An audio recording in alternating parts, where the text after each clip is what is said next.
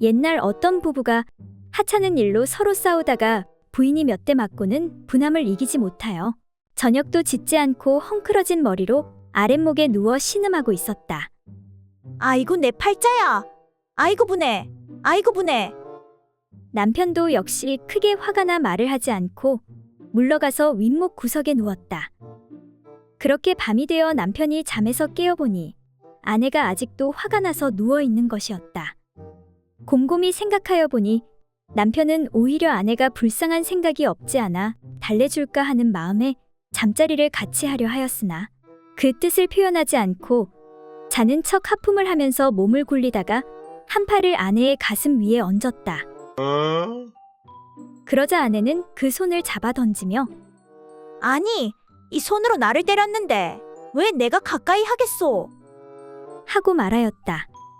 남편은 속으로 웃으면서 얼마 후에 또 한쪽 다리를 들어 아내의 허벅지 위에 올려놓자 아내는 그 다리를 잡아 던지며 이 발로도 나를 찼으니 내 어찌 가까이 하겠소?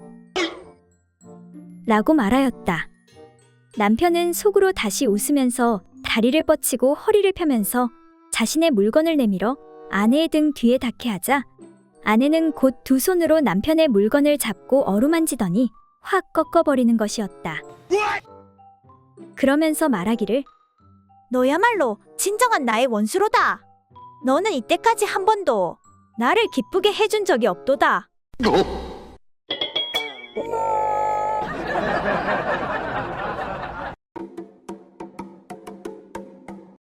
옛날 어느 마을에 어떤 앞 못 보는 남편이 말 못하는 아내와 함께 방에 앉아 있었다. 그런데 그때 갑자기 이웃에서 많은 사람들이 떠드는 소리가 들리는 것이었다. 이에 앞 못 보는 남편이 아내에게 아니, 어디서 저렇게 떠드는 소리가 나는 것이오? 하고 묻자 밖을 내다본 아내가 한 손으로 남편의 두 젖 사이에 사람 인자를 썼다.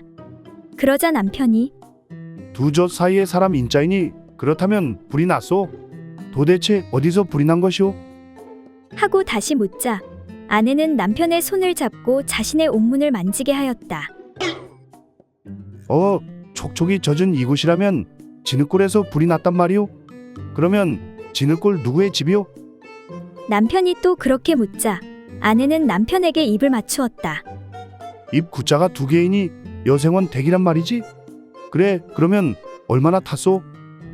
남편의 말에 아내는 남편의 바지를 내리더니 갑자기 그곳의 털을 다 뽑아버렸다.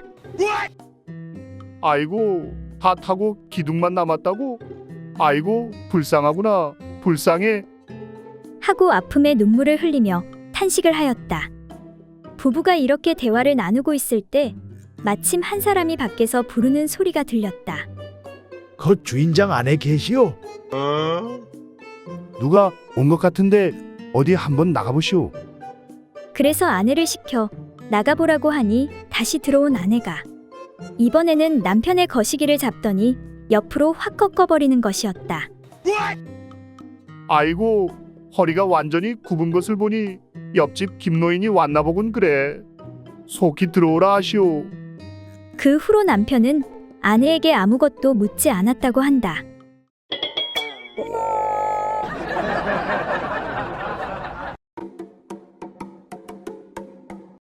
옛날 어느 고을에 한 촌사람이 아내를 맞이해 새 신랑이 되었는데 이웃의 해악을 잘 아는 사람이 그 신랑을 속여 말하기를 내가 장가간 후에 너의 처가에서 내가 고자라는 소문이 났으니 어찌 억울스럽지 않는가?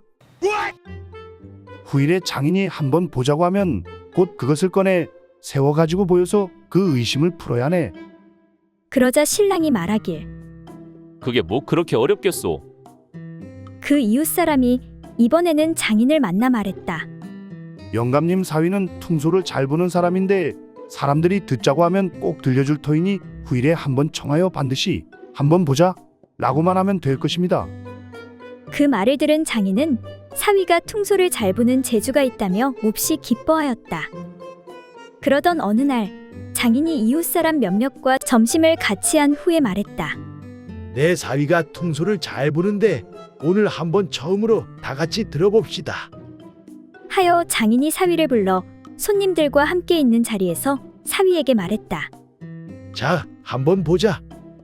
그러자 사위가 그게 뭐 그렇게 어려운 일입니까? 하고는 바지를 벗고 물건을 꺼내서는 사람들에게 크게 보여주었다. 내 비록 크기는 좀 작지만 고자는 아니니 염려하지 마십시오. 모든 사람이 이를 보고 크게 놀랐고 장인은 무안해하여 말하길 아이고, 무색하고 무색하다. 하니 사위가 말하기를 아니, 붉으면서 검은 빛깔이 있는데 어찌 무색하다 하십니까? 이때 옆에 있던 한 아이가 말하길 그런데 내 거보다 조금 작네.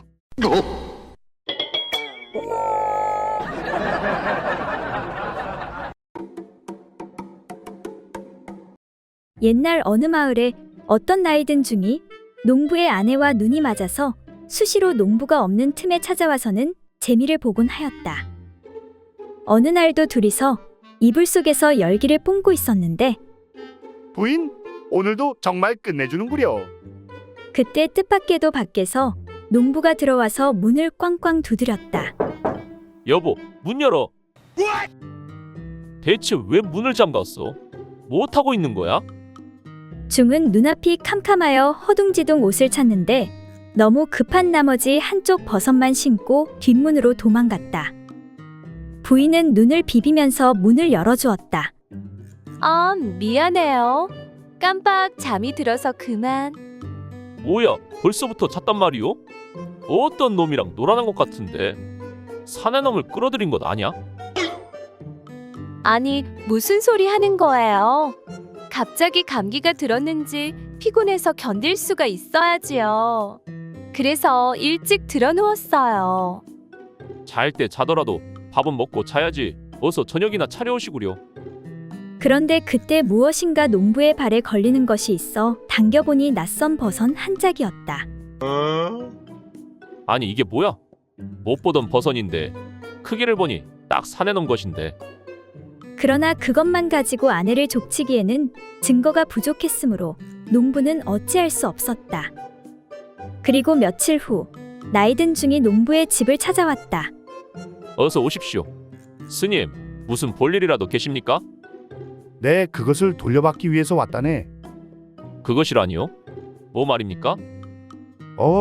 시침이 떼지 말게나. 부처님의 버섯 말이야. 자네 처가 아기를 원하기에 영어 믿는 그것을 빌려준 것인데 여러 날이 지났으니까 이젠 틀림없이 아이가 들어섰을 게야. 어서 빨리 돌려주시게나. 이에 농부가 놀라며 말하길 저는 그것도 모르고 버선이 너무 꼬질꼬질하고 냄새가 심해 태워버렸는데 어떻게 합니까? 이런 부처님 버선을 태워버리다니 이를 어쩐단 말인가? 이에 고민하던 농부가 말하길 그렇다면 스님, 아이가 태어나면 스님께 맡길 터이니 스님이 잘 키워주십시오.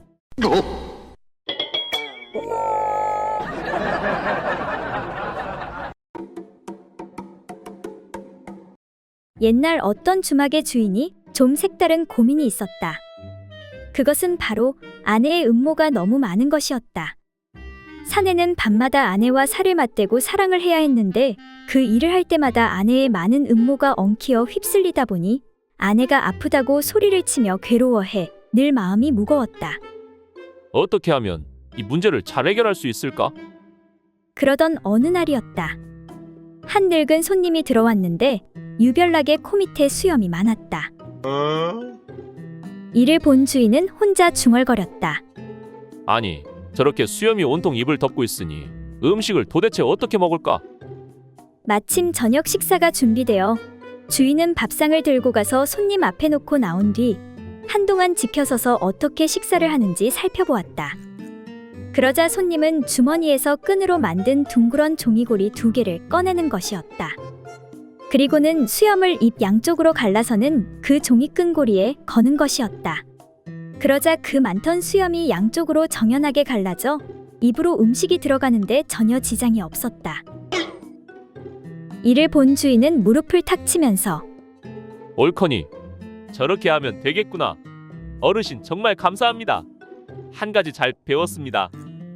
하고 크게 소리를 질렀다.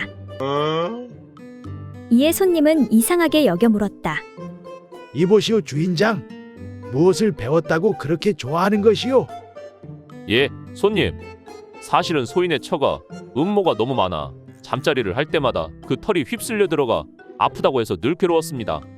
그런데 지금 손님께서 그 많은 수염을 양쪽으로 깨끗이 갈라 식사를 하는데 전혀 지장이 없게 하시는 것을 보고는 제 처에게도 그렇게 하면 되겠다 생각하니 너무 기뻐 그만 소리를 지르게 되었습니다.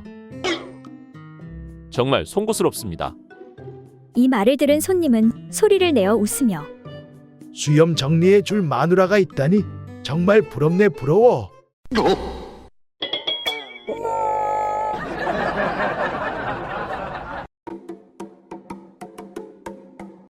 옛날 어느 마을에 한 선비의 집에 종이 있었는데 그 종의 아내가 자색이 매우 곱고 예뻤다.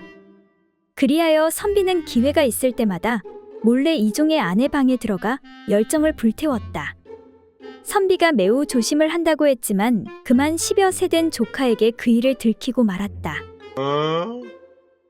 하루는 조카가 선비에게 묻기를 삼촌은 여자에 대한 생욕과 음식을 먹는 식욕 중에서 어느 것이 중하다고 생각하세요?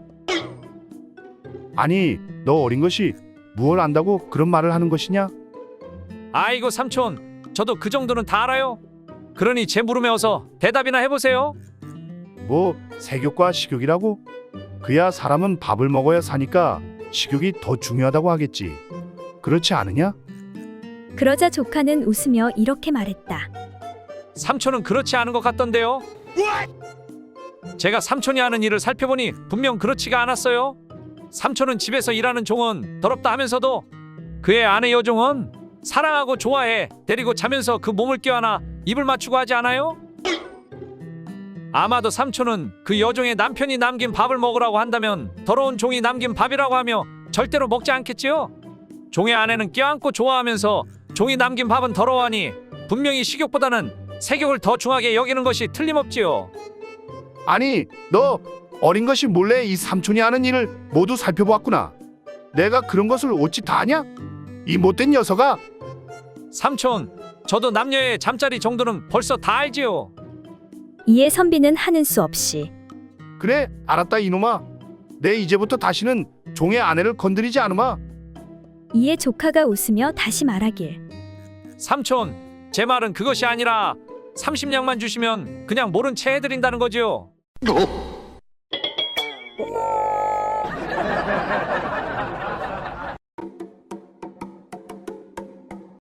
옛날 어느 마을에 부자 남씨는 돈을 많이 벌어 일만금의 부자가 되었는데 그는 사람들에게 돈을 빌려주고 기한이 되면 무서운 종을 보내 철저히 독촉해 받아오도록 했다. 하루는 새벽에 남씨의 종이 돈 1000냥 받을 집으로 가니 그 집 부부는 아직 잠자리에서 일어나지 않고 있었다. 그래서 종은 문 밖에 서서 한참 동안 기다리고 있는데 부부는 언제 잠을 깼는지 어느새 서로 사랑을 시작하는 소리가 들리는 것이었다. 남자가 한창 열을 올려 행사를 하는데 부인이 어리광을 부리듯 말하기를. 여보, 우리 일할 때 너무 좋지요. 뭐라고 표현할 수가 없네요. 몸이 둥둥 떠서 하늘로 올라가는 것 같아요. 부인의 말에 남편은 한숨을 내쉬며 힘없이 말했다. 당신은 그렇게도 좋소? 그렇다면 다행이요. 나는 오늘 큰 걱정이 있어. 별로 좋은 줄을 모르겠소. 여보, 평소에는 그렇게 좋아하시더니 오늘은 이상하네요. 왜 좋지 않다고 하나요?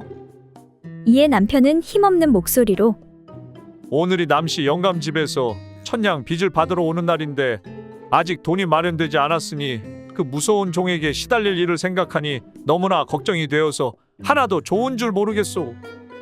이 소리를 들은 종은 그만 빚독촉을 할 생각을 하지 않고 그냥 집으로 돌아왔다. 그리고 주인에게 그 부부의 얘기를 들려주면서 아뢰기를. 나으리, 소인 비록 종놈이지만 그런 정황에서 아무리 인정사정 모르는 막된 놈이라고 할지라도 어떻게 들어가서 돈을 내놓으라고 빚 독촉을 할 수 있겠습니까? 그래서 그냥 돌아와 버렸습니다. 용서해 주십시오. 종의 이야기를 들은 남씨는 무릎을 치며 한탄한 후에 한참 동안 하늘을 쳐다보고 있다가 말하기를. 대저 남녀가 사랑을 나누는 것은 인간 최고의 기쁨이거늘 내 어찌 돈 때문에 여인들의 그 즐거워하는 행복을 빼앗을 수 있겠는가? 여인들이 하늘 품으면 온유월에도 서리가 내린다 했는데 내 그동안 여인들의 원망을 많이 샀도다. 여봐라, 이제 가서 모두에게 이르기를 잠자리를 할 때마다 50냥씩 빚을 없애줄 테니 마음껏 즐기라고 알리거라. 그리고 한 달 후 빚진 마을 사내들이 몰려왔는데 나으리 잘못했습니다. 제발 살려주십시오. 마누라 때문에 제 명에 못 살 것 같습니다요. 나으리 제발 그냥 빚 갚게 해주십시오.